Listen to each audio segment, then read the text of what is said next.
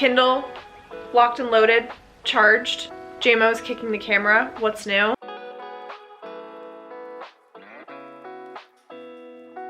This has one of the most brutal introductions I have ever read in my entire life. I was eating up every single word. Like, she's eating and leaving no crumbs. I'm obsessed with this. Hello my friends, welcome back to my channel. My name is Tori if you're new, and welcome to a 24-hour readathon vlog. We are on day 2 of the Once Upon a Readathon, and I thought what better way to celebrate and enjoy this weekend than doing a 24-hour readathon vlog.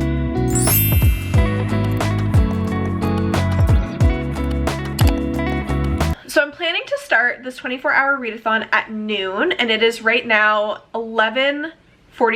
So we have a couple minutes to talk about TBR plan. I will be just kind of going with my mood reading tendencies. It's kind of gonna be whatever I feel like reading during this 24-hour readathon. That's what we're gonna do. I'm currently in the middle of What Lies Beyond the Veil by Harper L. Woods. This was a very spontaneous book for me. It wasn't one that I was planning to read in the month of June, but it's a book that I had the hold for the audiobook on Libby for the longest time, and it finally became available, and I was like, oh, perfect. I've been wanting an audiobook, and I had to do a bunch of house chore stuff like fold laundry yesterday, do dishes, all of that. So I started listening to that book. I am now 65% of the way through, and so it might be one that we start with because I could finish it, and how amazing would it feel to finish a book super quickly. Also have the audiobook for Dark Shores by Danielle Jensen. I've also been feeling a bit in a spicy mood because I just finished Daughter of the Pirate King, which was a super cute, fun YA fantasy romance. I gave it 5 stars. But now I'm kind of in the mood for something spicy. What Lies Beyond the Veil is shaping up to be very, very spicy, so we do have that book.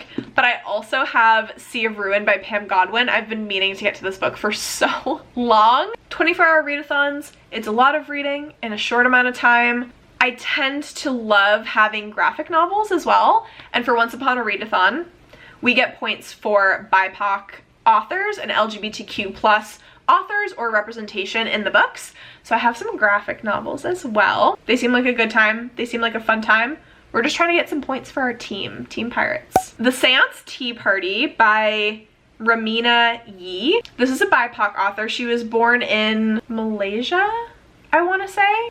Yes, she was born in Malaysia. And I've heard wonderful things. It's a very cozy fantasy graphic novel.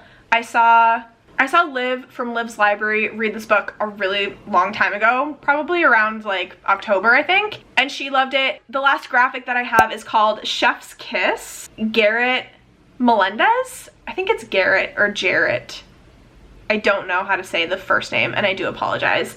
This has LGBTQ+ representation. Our main character, he wants to get into like writing, reading, do a profession, something along the lines of that, but he's finding that he doesn't have any experience to do like anything, and it's really soul crushing.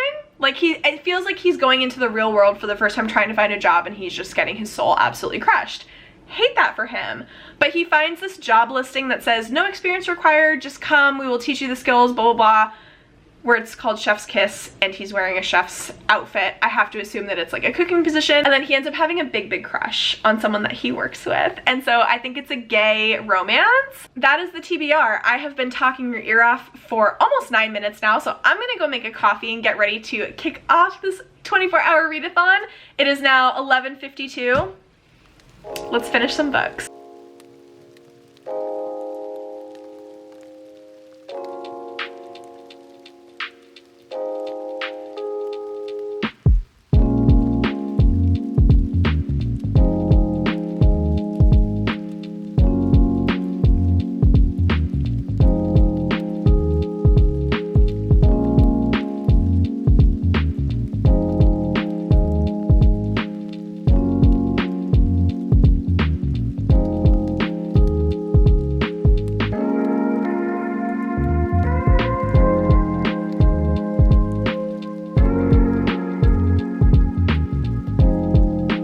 Have changed into cozy sweatpants.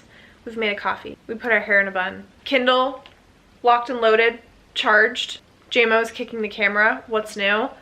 Ambient room, check. We're about to get into reading. I'm going to start, I think, with What Lies Beyond the Veil, because I stopped at kind of a juicy part. It feels like it's getting juicy, so I feel like it's really gonna pick up and I'll be able to read it pretty quickly. This book is on Kindle Unlimited as well. It is a fae fantasy romance that does have spice. It kind of has to do with the Wild Hunt, and there's essentially this barrier between the human world and the fae world that comes down and wreaks havoc, and our female main character is kind of like a chosen one-y person. Things are going on with her person and her magic. A male love interest who is giving Ice Planet Barbarians. Like, this man is carrying this woman's survival on his back, and she's kind of ungrateful for it, but she like really needs it. Like, this, I don't know how she survived so long without this man. It's a very damsel in distress type fantasy romance. I'm liking it. It's probably around like a 3-star at this point. I'm 63% of the way through, so we'll see how I continue, but I really like Calum, the male love interest. I do like him, and he's very flirty, and so we'll see how this goes.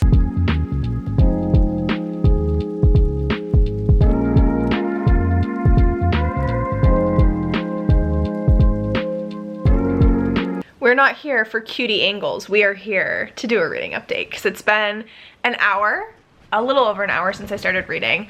I am 80% of the way through What Lies Beyond the Veil, and I have an hour left. I'm really like getting annoyed by this female main character. I find her just very annoying, and I feel that the foreshadowing in this book is very heavy-handed. Like, how has sis not put 2 and 2 together? I don't understand. Just think about it. Think about it a little bit harder than how you're currently thinking about it, and you will get there. So like, hopefully the plot twist that comes at the end of this book, because there is a second book in the series, so I'm assuming that we're gonna get like a main plot twist at the end, and that's gonna set up the next book. I'm really hoping that it's not as predictable as what I think it's gonna be. So we'll see. I'll check in another hour when I finish book 1. We are about 2 hours and 40 minutes into this readathon, and I have finished the first book. I just finished What Lies Beyond the Veil, and I don't know how I feel about it. I didn't love it. It felt a little bit groomy to me. I didn't love how the male main character called our female main character Little One. That was like a little bit, I didn't love that pet name, but it just wasn't my favorite. And then by the end of it, like by halfway through the book to the end, like I mentioned, I was just waiting for our main character to put 2 and 2 together, because it was so obvious. Like, it was just very heavy-handed with the foreshadowing that I was like, sis, what are you doing? Maybe a 2-star, but I want to like wait a little while, let my feelings settle. Now, I'm still in the mood to read, which is crazy. I'm gonna switch to one of my graphic novels. I'm trying to decide which one. I'm thinking Seance Tea Party, because this seems like a fun time and a very different vibe from What Lies Beyond the Veil, but that's what I need because that wasn't a vibe for me.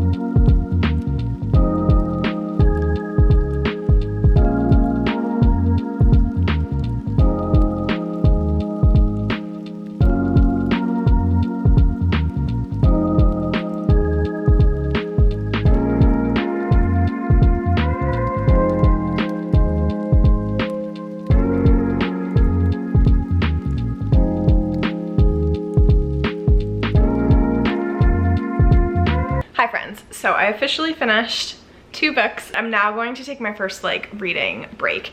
I think that I usually struggle with doing 24-hour readathons without using the timer method because it feels very intimidating to me to just say, okay, I'm gonna sit down for an entire day and just read straight through, because my attention span doesn't last that long and I need to do like other things. Like I need to take breaks and get up and get outside and like walk and stuff like that, eat, make food, all of that. And it feels like when I do those things, I'm like not doing the 24-hour readathon.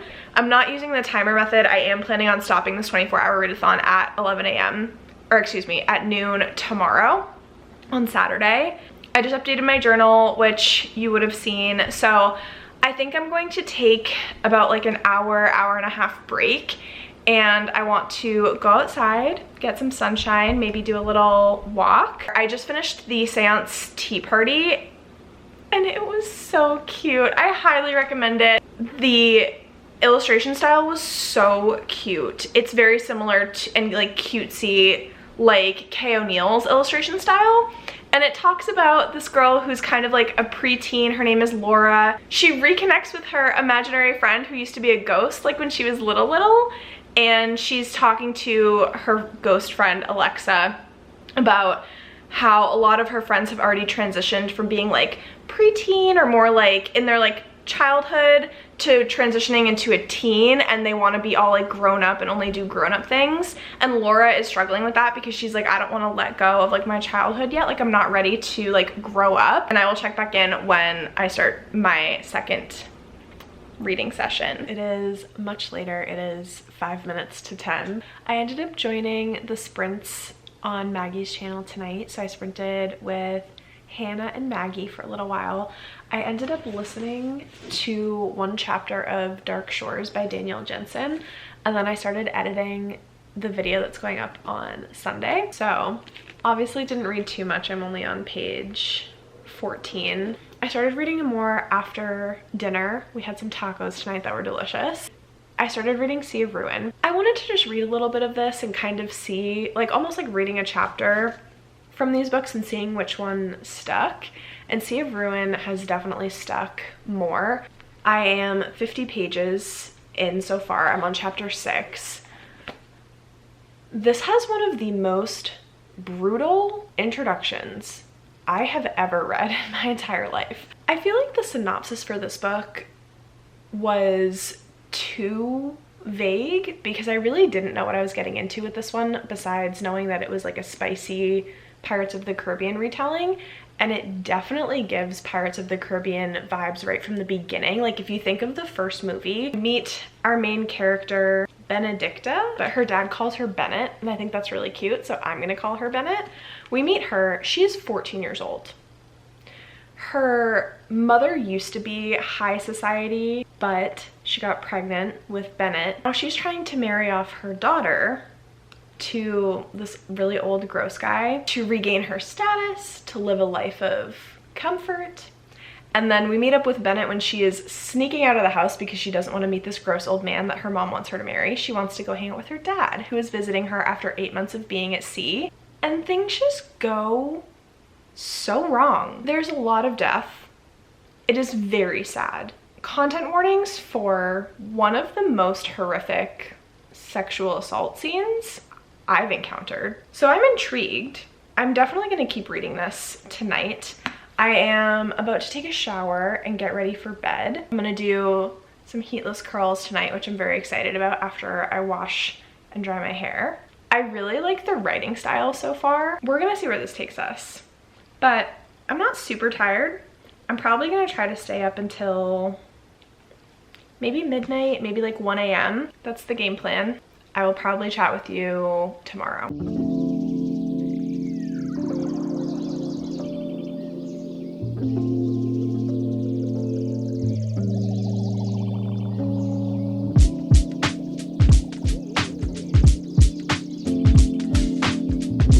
Good morning. I have some updates. First, I'm going to extend this readathon a little bit. I think I'm going to extend it past noon to 2 o'clock, I think, because I slept a little bit later than I wanted to, and I wasn't reading from like the moment that I woke up this morning. But I was able to finish Chef's Kiss. I'm not gonna give it a rating, but I was pleasantly surprised that it was more of like a comic book style graphic novel, and it was really fun, and the romance was really cute, and it was about cooking, and it was about this little pig who was like trying all the food at this restaurant, and it was adorable. So I highly recommend it if you're looking for books to celebrate Pride Month. And then I was able to read up to page 107. I'm on chapter 12 of Sea of Ruin.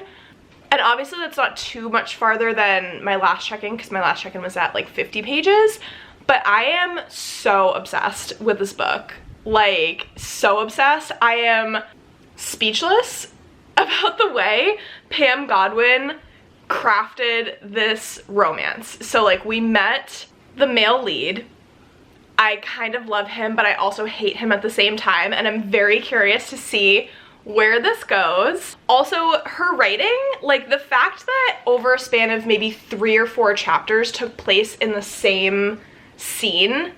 They were like in her captain's quarters, on the ship, and they were just like talking and hashing out a bunch of stuff because they have a past together. I was eating up every single word.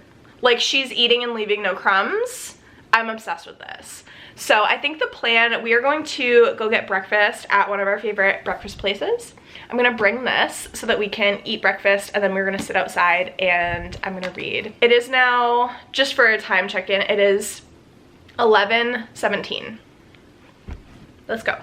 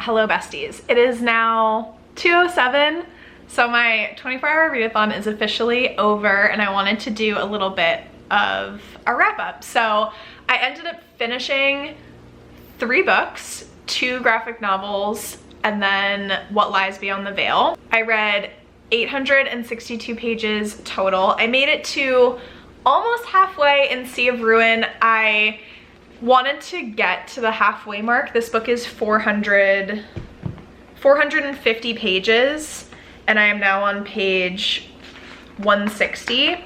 So not as close as I would like to be to halfway through this book, but I am enjoying this so much. Like, a lot more than I thought I was going to. I'm very intrigued in the plot. I really love the writing style. I went into this thinking that it was going to be glorious, spicy pirateness, and it is. But it is also so much more than that. I love our main character, Bennett. I think that she is such a baddie queen. She is like dark feminine energy in the best way, and also Pam Godwin's male characters in general, but especially the male leads that are going on, perfection. Absolute perfection. I don't think I could ask for anything more. Like, it is just so much more than what I thought it could be. So I can't wait to finish this. I will be posting my final thoughts and like review of this on Goodreads. I always have it linked in the description box below. I also forgot, I did read 15 pages of Dark Shores. I will continue with this I mean, we have the whole month for Once Upon a Readathon, so I will be continuing with this and hope to read it during the month of June. Thank you so much for hanging out with me. Thank you so much for watching this video. If you liked it, please be sure to give it a big thumbs up, subscribe to my channel. I post every Sunday and Thursday. Let me know how your reading is going so far for the month of June. If you're participating in Once Upon a Readathon, how is your team doing? Are you having fun? What's been your favorite book so far? I'll catch you in the comments and I'll see you in my next video, friends. Bye!